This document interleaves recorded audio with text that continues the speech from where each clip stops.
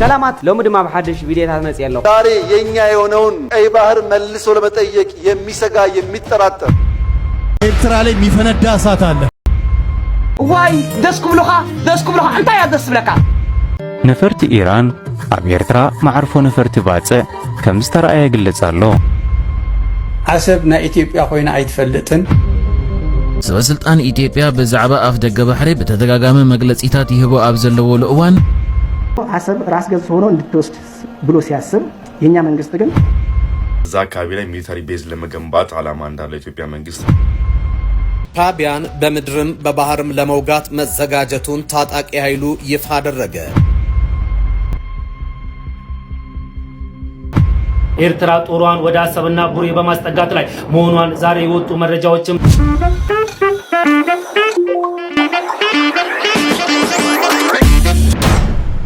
ለዝገዛዝ ሐደሽ ለሆንኩም እንድሕር ሃሊኩም ሰብስክራይብ ብምግባር አባል ቤተሰብ ምዃንኩም ከይዘንጉዑ ለቪዲዮታትና እንእቴሰና ይጻንሕ ሰላም ቃነ ይወርደል ሰላም አወኔ ዓለም በዓለሙ ሰላም ይወርደል ዋ አምላኽ ናይ መወዳእታ አሲት ገይሩ ኾይ ጭፍጭፈና ደቂ ኣንስትዮ ኣሕዋተይ ነዛ ዕድሜና ረኣያልና ነፍስኽን እንድሕር ጸሊእኽና መጻኢ እንድሕር ዘይብልክን ንዓና ደንግጻልና እሳት ጌርክን ከይተወዳእና ኣብ በዓል እስራኤል ቀደም በዓል እስራኤል ዲ ሓቀይ ኣብ በዓል እስራኤል ዓንዲ ጨው ዝኾነት እንታይ እያ ዲ ዓንዲ ጨው ዝኾነት عندي جو كوينا نيرا يا قبر صدام مسترأي عندي جو غيرهم عندي جو غيرهم كل حكايته بلو مسولا مسي كل حلاس عندي جو كوينا هو يا قالنا قلبح حنابنا نتحريت مستطمتنا عندي جو كي تقبرانا بآخات كن السات كي مسانا نكهانات أخبرهم نكهانات تجزيرهم الشيل كن مساعتهم نبرات زين حواتي أسميرا لان خزاز بركايا زربا تقول سريبنا كامل بدي حالي فدلو وحجو سطو هاجرنا لنا تخوابيرنا نخي هذا دينا نخي تغراي كم هاجر مخانجي كل سب إجام خبر كتابو هذا معتي نتغراي تدولين له هذا معتي نعانا نتغرينيا حاجزنا تدولين له لومي هاجرات حاجة زينين هذا عمل قرصر حزلو ኤርትራና ኢትዮጵያ ሊደመሩ ትፈልጋለሽ ወይ የቦዘኔ በዝባዛት ጥያቄ ያንድ ደንቆሮ ጥያቄ አንቺ እንደዛ ብለሽ የጠየቅኝ አሁን እዚህ ቤት ሆኜ ልሄድባት ወይ ምክንያቱም እዛ ሜሲ ቤት ልሄድባት አልቻልኩ እዚህ ልሄድባት ጻፍስቲ ልሄድባት ሄጅባት ሄድባት አለው አንቺ እንደሱ ብለሽ ስትጠይቂ ፊትሽ ራሱ አንቺ አራት ማዕዘን ፊት ማለት ነው አራት ማዕዘን ፊት ካንቺስ በቃ በጣም ያራዳ ልጅ ሆነሽስ ለኔ ለሞኒካ አንቺ አራት ማዕዘን ፊት ሜክአፕሽ ራሱ የተዘረከረከ ሜክአፕ ይዘሽ አንቺ ፋንጋስ ፊት ማለት ነው ያምሻል ደንቆሮ ነሽ እንደዚህ ብለሽ ስትጠይቂ እኔ ኤርትራዊ ነኝ ኢትዮጵያዊ ነኝ የኢትዮጵያ መንፈስ የለኝም መንፈሴ የሻዕቢያ መንፈስ ነው ያለኝ ኤርትራ ነው ያደኩ አማራ አላቅም ሻዕቢያ ነኝ በቃ ሻዕቢያ ነኝ ስለዚህ ሳዋ ሄጄ ተምሬስ መጣ ዋ አንቺ ቦዘሪ በስባሳ በድፍረትሽ ደሞ ኤርትራ ልንደመርት ሸይጣን ይደምርሽ ሸይጣን ደምሮ ባንጀትሽ ይቁረጥሽ ማለት ነው ሄድኩብሽ እሰድብሻለሁ እከክ ፋንጋስ ፊት ቦዘኔ በዝባዛ ማለት ነው እኛ ኤርትራውያን የኤርትራን ነጻነት ወዶ ፈቅዶ የሰጠን ነጻነት የለን እንግዲህ እዚያ ፍሊም ኩሉ ኤርትራዊ ኦቶ አክሰስ ደለው ቁልቁላፋት ፈያ ነጻን ደቃን ገሩዲው እዚ ዓገብ ኢልካ ቁልቁላፍ ካደፊካ ኩልኻ ተገዳስ ኤርትራዊ ቁልቁላፋት ፈያ ምክንያቱ እዚያ ሓዋ ትጸፍዕ አዲኣ ሓዋ ትጸፍዕ ننسى حتى حواتنا يصفعنين إذا أجين كاب 5 سنة تقبر كي خان نيجيريا خذ دولار إلاس نتحوط في عتهم أدي أجين إيسترا أبو أي تصفعني النيرة ترى دي كلام إذا حدي أوت أوف كنترول دخان فيلمي تأخذ جرّان دخل إحنا نزل سبورت دين قبل سئلا كم دقيقة خمان تجورو أول كل أفاجئك ديسلايك ولا تعتقنا ديسلايك قبل الله كل أفاجئك ذا تايم ولا ريلي نسبعات صفعة دي عادي ريلي ولا نسبعات صفعة نتناهم سدن يا سدن لايف حجي انا هم صفعته ايقد سناني او وشت غزي نعنا تصفعنا دلا ندقنا زخون نعنا زخون تصفعنا دلا اماس ميدا يدقد سنا نسو ابغزوم دس بلا تدفعي سبعي تخوني يدفعيا نعيز ملكت ابغزو ابغز خاصي نعايز ملكت نعاي سبايتي تصفعنا تخينا مو انا بعلي كبرتي انا يزحلوا سو ابزياكين حجي اماس ميدا سلتبلعنا دلا حوات نايتي ماس ميدا غورو قال حجي ساعه قال عند ما انت تبل ود جغان تحنتي بتاعت خوينسي بوبوتانا با نحاس قال يزبلا تردي خاني اديتات تحنت مش الله تا نهاني بال هو انتي دي زبلا اوكي فقوري تشاتني هذا العين هو بوبوتانا با نحاس قال يبلا مش شعو اديتاتنا كو بتاعت سلازغونه ان تحوتات نيرن حجس بوبوتانا نحاس قال يبلا سرا كوميات بن هو قام بلا بتاعت خوينو ኤርትራ ላይ የሚፈነዳ እሳት አለ። በዛ እሳት ውስጥ የሚነሳ አውሎ ንፋስ አለ። ቸርቾች ሲተከሉ አለ። በየሜትሩ እኮ ነው። በዚህ በትንሽ በኤርክ ቁጥር ኤርትራ ውስጥ ትልልቅ ቤት ይሄ ሀገር የምን ሀገር ነው እስከሚባል ድረስ እንዳለ ምድሪቱ ይወርሳል። ኤርትራ ያው በጣም ከትንሽ ጊዜ በኋላ የምትታወቀው ይሄ ጴንጤ ሀገር ተብሏል። እግዚአብሔር ልጆቹን በኃይል ሲጎበኛ ያለው ሲያስመልጥ ያለው በኤርትራ ምድር በሰሜን ምድር ምድሪቷ እንዳለ በጌታ ትወረሳለች። ብዙዎች ከስር ሲፈቱ ያለው ይሄ በጣም በቅርብ ጊዜ ያው በየሜትሩ ቤተክርስቲያኖች ይተከላሉ። እኔ የምናገረው ስለ ወንጌል ብቻ ስለ ፖለቲካ አላወራው። ስለ ወንጌል ግን እናገራለሁ። በቅርቡ በኤርትራ ላይ አዲስ ነገር ታያላችሁ። ያው እግዚአብሔር ምስክር ይሄን ቀን እንዳትረሱ። ይህ የመጨረሻው ዘመን ነው። ወንጌል እንደ እሳት ይነዳል። በጌታ በኢየሱስም ትውልድም መውረስ ይሆናል። እግዚአብሔር ምድሪቷን ያስወርሰናል። ኢትዮጵያን ያስወርሰናል። ያ ብቻ አይደለም፣ ቤተክርስቲያኖች ሲተከሉ ያለ እግዚአብሔር ታላላቅ ነገር ሲያደርጋል። ምድሪቷ በኃይል ስትሞላ ያለው ይሁን በኢየሱስ በቅርቡ ሁላችንም በአይናችን እናያለን። የወንጌል እሳት ይነዳል። ኢየሱስ ጌታ ነው። አሰብ ራስ ገዝ ሆኖ እንድትወስድ ብሎ ሲያስብ የኛ መንግስት ግን አሰብ አያስፈልገንም፣ የአሰብን ጉዳይ ዘግተነዋል ተብሎ የተቀመጠበት ጉዳይ በጣም አሳዛኝ ጉዳይ ነው። ስለዚህ ከዚህ አንፃር ስትወስዱት እንካችሁ ብሎ የተሰጡት አሰብ ከኛ አልተወሰደብንም፣ ተገፍተንም አይደለም አሰብን በአሁኑ ጊዜ ማለት ቀደም ባሉ ጊዜያቶች ሊሆን ይችላል። በአሁን ላይ በነበረው መንግስት ግን በኢህአዴግ መንግስት ግን ተሰጥቷቸው ኤርትራውያን ተሰጥቷቸው ነው ብሎ ማስቀመጥ ይቻላል። ፋክቶችን ማለት ነው። ዴፕስ አናሊሲስ ሳንሰራ ዝም ብለን ሲምፕል ፋክቶችን አንስተን ስናስቀምጣቸውና ስንገጣጥማቸው ይሄ ነገሮች በቀላሉ ልናገኘው የምንችለው ለምን ብለን ወደ ባክግራውንድ ወደ ኢህአዴግ የትጥቅ ትግል ስንመጣ ኢህአዴግ ስቲል ቲፒኤልኤፍ ነው። ኢትዮጵያን የማስተዳደር ድንገት የወደቀበት እንጂ ኢትዮጵያን የማስተዳደር ፍላጎት ኖሮትም አይደለም ትጥቅ ትግሉን የጀመረው። ትግራይን ነፃ አወጣለሁ ቲፒኤልኤፍ ትግራይ ሊበሬሽን ፍሮንት ስቲል ሊበሬሽን ፍሮንት አሁንም ድረስ እንኳን ምንድነው ቲዲኤፍ በሚል ነው ያንን ሁኔታ ሲያካሂዱ የነበረው። ትግራይ ዲፌንስ ፎርስ በአንድ ሀገር ውስጥ አንድን ሀገር ሲመራ የነበረ ሰው ይሄ ይጠፋዋል ብሎ ማሰብ ዘበት ነው።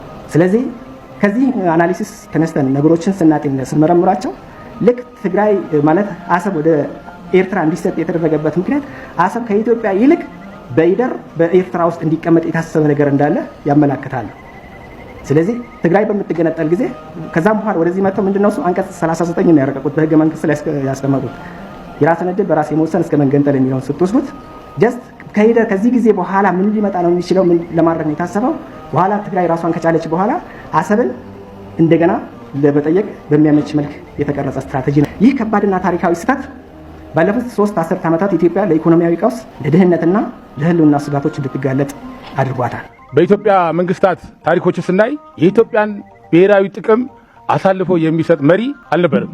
ነገር ግን በውስጥ ጭቆና ሊኖር ይችላል። አንድ ዲሞክራት የመሆን ሌሎች ነገሮች መንግስታት ሊያሳዩ ይችላሉ እንጂ ብሔራዊ ጥቅማችንን ግን አሳልፎ ሰጠ የሚባል መሪ የለም ከኢህአዴግ መሪ በስተቀር። ትልቁን የብሔራዊ ጥቅማችንን አሳልፎ የሰጠበት ጊዜ ያን ጊዜ ነው። አሁን የነ ቁጭቱ ቅድም በመድረኩም እንደተገለጸው አይሆንም ይሄ ነገር ከአደራዳሪዎቹ ጭምር ሰሞኑን የምንሰማቸው ዜናዎች ሁሉ አሉ። በወቅቱ ጠቅላይ ሚኒስትር የነበሩት ታምራት ላይኔ ሰሞኑን በቪዲዮ የለቀቁት ነገሮች ሁሉ አሉ። ይሄን ማገናዘብ ያስፈልጋል። የተሰጠ ነው በቃ እኮ አይሆንም ተብሎ የባህር በር አያስፈልጋችሁም ተብለን የሄደብን ነው። ይሄ የኢኮኖሚ ጉዳይ አይደለም። ቅድም ወንድሜ ብሎታል። የስልጣኔም ጉዳይ ነው። ሁለተኛ የደህንነት ጉዳይም ነው። በ1956 ዓ.ም የተቋቋመው ባህር ኃይል በንጉሥ ኃይለ ሥላሴ ትልቅ ተቋም ምጽዋ ላይ ነበር። የራሱ ኮሌጅ የነበረው ነው የፈረሰው። አንድ ሴኩሪቲ ሹኮ ነው። አንዱ ዶሜን እኮ ይጠፋብን። ስለዚህ በዛን ጊዜ እንዳጋጣሚ ሆኖ ያ መሪ የማይሆን መሪ መጣና የባህር አክሰሳችንን ወስዶ አይሆንም ብሎ ቢለመድ ቢዘከር ቢብሎ የሰጠብን ነገር ሊቆጨን ይገባል። ሌሎች መንግስታቶቻችንማ ታግለው ነው ያመጡት። ብሔራዊ ጥቅማችንን ሊያስከብር የሚችል ነገር ለዋላይነታችን ለማስጠበቅ ብዙ ነገር አድርገዋል። ያንን በከተልና ማየት ያስፈልጋል። ከዚያ አንጻር መቆጨት ሰበስልጣን ኢትዮጵያ በዛዕባ አፍ ደገ ባሕሪ በተደጋጋሚ መግለጺታት ይህቦ ኣብ ዘለዎ እዋን ሕጂ ድማ መከተል ኣዛዚ ሓይሊ ባሕሪ ኢትዮጵያ ኮማንደር ተገኘለታ ሂብዋ ኣብ ዘሎ መግለጺ ኢትዮጵያ ምዝዓቢ ዘሎ ቆጠባኣን ዘለዋ ስትራቴጂካዊ ድሌታትን ኢትዮጵያ ኣፍ ደገ ባሕሪ ምስትውንን ንባዕላ ጥራይ ዘይኮነ ኣገዳሲ ንናይቲ ዞባ ሰላምን ምርግጋእን እውን ብፍላይ ድማ ናይ ቀርኒ ኣፍሪቃ ኣገዳሲ ክብል ተዛሪቦ እዚ ምክትል ኣዛዚ ሓይሊ ባሕሪ ኢትዮጵያ ነዚ መግለጺ ዝሃበ ኣብ ክልል ዓፋር ርእሰ ከተማ ተኽልል ሳመራ ኣብ ዝርከብ ዩኒቨርሲቲ ምድህሳስ ስትራቴጂካዊ ናጽነት ክልተ ስርዓታት ማይን ኢትዮጵያን ምትእሳር ኣባይን ቀይሕ ባሕርን ከምኡውን ስትራቴጂካዊ ተራ ዞባ ዓፋር ብዝብል ኣርእስቲ ኣብ ዝተዳለወ ዋዕላ ኣብ ዘስምዖ መደረ እዩ።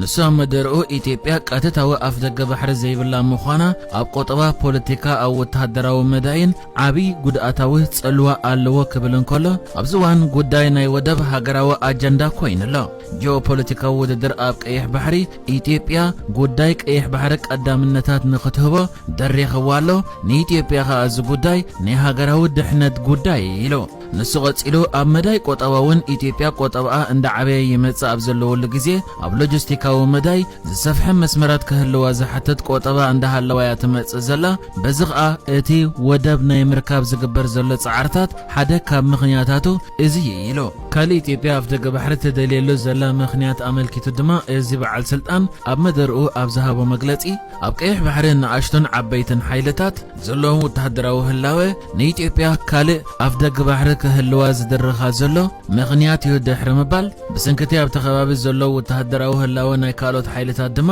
ኢትዮጵያ እውን ሃገራዊ ፀጥታ ንምሕላው ኣብኡ ወተሃደራዊ ህላወ ክህልዋ ኣለዎ ኢሉ ንሱ ኣብ መወዳእታ ናይ መደርኡ ኢትዮጵያ ኣፍ ደገ ባሕሪ ዘይብላ ከምኡ ድማ ወደብ ዘይብላ እንድሕር ቀጺላ ኣብ ቆጠባ ከምኡ ድማ ኣብ ፖለቲካዊ መዳይ ንናይ ኢትዮጵያ ርጉእነት ሓደገኛ እዩ ክብል እንከሎ ኣብ ኢትዮጵያ ዝፍጠር ዘይምርግጋእ ድማ ናብ ሙሉእ ዞባ ምብራቕ ኣፍሪቃ ዝልሕም ክኸውን ከም ዝኽእል እውን ኣጠንቂቑ ብጀካ ዝውን እቲ በዓል ስልጣን ሓይሊ ባሕሪ ኢትዮጵያ ኣብዚ እዋን ሃገሩ ኢትዮጵያ ዓቕሚ ሓይሊ ባሕሪ ተሐይል ከም ዘላ ብምግላጽ ኣብ ቀይሕ ባሕሪ ከምኡ ድማ ኣብ ሰሜናዊ ክፋል ህንዳዊ ውቅያኖስ ንዝግበር ቅርሰና ንምክልኻል ድማ ሓይሊ ባሕሮም ድልው ምህላው ገሊጹ ኢትዮጵያ ኣብይ ኣሕመድ ኣብ ክልል ኦሮሚያ ዞባ ባለ ንሰለስተ መዓልታት ኣብ ዘካየዶ ምብጻሕ ኣብ ኢትዮጵያ ኣብ ዝካየዱ ዘለዉ ፖለቲካውያን መንቀሳቓሳት ምንጻል ይኹን ምግባት ወይ ምጥቕላል ከም ዘይሰርሕ ገሊጹ ሻዕቢያን በምድርም በባህርም ለመውጋት መዘጋጀቱን ታጣቂ ኃይሉ ይፋ አደረገ። ካለፈው ቀዳሚ አንስቶ ኤርትራ ላይ እርምጃ መውሰድ የጀመረው ቡድኑ ተጨማሪ የጦር ኃይል አባላትን አስመርቆ ወደ ኦፕሬሽን አሰማርቷል። በኢትዮጵያ አፋር ክልል የሚንቀሳቀሰው የሻዕቢያ ተቀናቃኝ የቀይ ባህር አፋር ዲሞክራሲያዊ ድርጅት አዲስ ኃይል አሰልጥኖ ማስመረቁን ይፋ አድርጓል። ሻዕቢያን ለመውጋት የተደራጀው ኃይል መመረቁ የተሰማው ጌታቸው ረዳና አምባሳደር ሬድዋን ሁሴን በቡሬ ግንባር በተገኙበት ወቅት ነው። በከፍተኛ ባለስልጣናትና ጀነራሎች በቡሬ ግንባር ቅኝት ባደረጉበት አጋጣሚ የቀይ ባህር አፋር ድርጅት ወታደራዊ አዛዥ ስለ አዲሱ ጦራቸው ስምሪት መግለጫ አውጥቷል። ታጣቂ ኃይሉ ለተከታታይ 3 ወራት ያሰለጠናቸውን ኃይል ለስምሪት ዝግጁ ሆኗልም ብሏል። ድርጅቱ ባወጣው መግለጫ የኢሳያስ አፈወርቂን አስተዳደር ለመውጋት የሰለጠነው ኃይል እስከ መሃል ሀገር ዘልቆ በመግባት ጥቃት መፈጸም የሚችል እንደሆነም ተናግሯል። ከተወሰኑ ቀናት በፊት እንግዲህ ከአሰብ 80 ኪሎ ሜትር ርቀት ላይ በምትገኘው በቡሬ ከተማ ላይ መንግስት ልኡካን ተገኝተው ነበር። እነዚህ ልኡካን የሚያካትቷቸው የጠቅላይ ሚኒስትሩ የምስራቅ አፍሪካ ጉዳዮች ከፍተኛ አማካሪ ጌታቸው ረዳን፣ ከዛ በተጨማሪ ደግሞ አምባሳደር ሬድዋን ሁሴን የናሽናል ኢንተለጀንስ ሴኩሪቲ ሰርቪስ የብሔራዊ መረጃና ደህንነት ጽህፈት ቤት ወር ደግሞ አገልግሎት ዋና ዳይሬክተር የሆኑትና የተለያዩ ከአፋር የተወጣጡ የመንግስት ባለስልጣናትን የያዘ ቡድን ነበር። በትናንትናው ዕለት ይህ ቡድን ደግሞ 40 ኪሎ ሜትር ወደ አሰብ ቀረብ በማለት በቢዶ በምትባለው ወረዳ ላይ መገኘቱ ተነግሯል። አሁን የምነግራችሁ መረጃ ኮንፈርም አልተደረገም።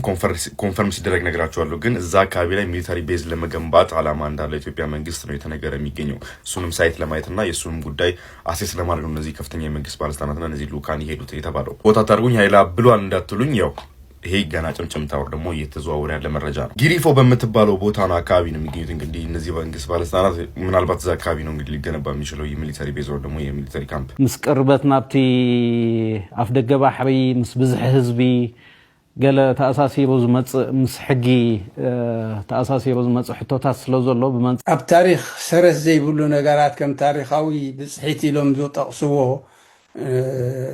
ብዝምልከት ዓሰብ ናይ ኢትዮጵያ ኮይና ኣይትፈልጥን። ንመጀመርያ ግዜ ዓሰብ بمجزأة الطليانية تهانيساكم ودب كاب عسب جميرو يو جماجم بحري عبيلو باس دحار نكبساز ديبه سلازي عسب تقداميتي جزءات إيطاليا زخونت مريت إرترايا اتي انكو اوان إثيوبيا عسب كنت كمالو جمرت إرترا مس إثيوبيا بفدرشن مستقرنت دحراي إرترا بإثيوبيا تقوبيتا خساب 91 بسنحت أبزن 39 عمتات ترحيا إثيوبيا كاب ودكت أخصم ندحار جماجم بحري ختركب كإلا سالا إرترا جماجم بحري إرترا ختونن كإلا مالتيو إتي زبهال كندزي كيلومتر كاب بحري ندرهق كاس مسلا لكاز بحال حصوتيو ولا خاب كل تشحن دحار إثيوبيا نتناي شحن شعتم إتنتيس عن سلستن سممع ناي متحلالفن أقولقلوت ودباتن سممع من غيرتنا إثيوبيا أفريسا تتكامنت ويمتكام ودبات إرترا خاب قارص أتحيزو كساب حجي إثيوبيا العلاويت هاجر أيقونتن مالديو إزي بزح ترجم ذلوا خوينو أيسمعنني كذا زمصو بزح حزبي كون حنتي أفدقة بحر زي بالله هاجر أفدقة بحر ختونن مسل زهبا يكونن كابهم سموزي بعلم زفبرخوا زلوا ناي حسب الرخاتات ينبر ولا حنتي تاريخاوي يكون حقاو سرت يبولون حرايم بعد زي حطوتات زمت زلوا النبي كما راح يخل نفرت إيران أميرترا معرفو نفرت باتص كم استرأي قلصالو سراويت إيران زتكملن مخانن زتقلصا نفرت إيران أم معرفو نفرت باتص كم زعلبا يقلصالو بمسرت كاب زحلف السنبت 19 تقم تجميرو كاب ساتلايت بزتوسدو سئلتات بتن سراويت إيران كم زتكملن زتقلصا نفرتي أبدي معرفو نفرتي كم استرأي دحر مقلاتيوم بزخا إيرترا بسنكي أبقرنا أفريقيا زمت الزلون كلو كنتاتن إثيوبيا أب قداي كحي بحري نزلوا مرقصيتات بزتأساسر حقاوي جزءاتها خبران حيلان موحز بوقعي أبني مكلخال عقما اتقبرو ممحياشات اكوانت زي تقلصة معبولات أتصوارات كواتساي تقوارت مهلاوات زري من قصقاسات كم زخونيو زقلت زلو أبزا حالة فكرمتي كاب حملة جميرو بهقرغو معرفو نفرت باتسا زتفلاليا نايت عنت نفرتي كأنقر مصنحو زتفلاليو زي وقعوين نايواتساي ناي ساتلايتات مسلتات مركز بمقبار منقست إيرترا أبدو باوي شناق التهاجر زقبرو زلو والتهدرو من قصقاسي قلتوم أب زمناوي أصوار حيل أير إيرترا كساب حجي بمنقستكوا مقلتسن تزيتوابلو أب زتفلاليو حقراوي أقات أميتات بزراي فتس أميتات جن عقمي مكل خال مريتن بحرن بزمناوي مسارحيتات استسنى مخانون الزنا حجي نتفتاتون كمتي كالوت قربابتي هاجرات بوقعوين محبراو من رخبيتاتكوا انت زي تقلصه إيرترا بتكبر عقم مكل خلا أما محياشن زمناو مقبارن تتأميرا مهلاوا زر مخانون تنتنتي بوليتيكا زو بغرنا أفريقيا يقلصو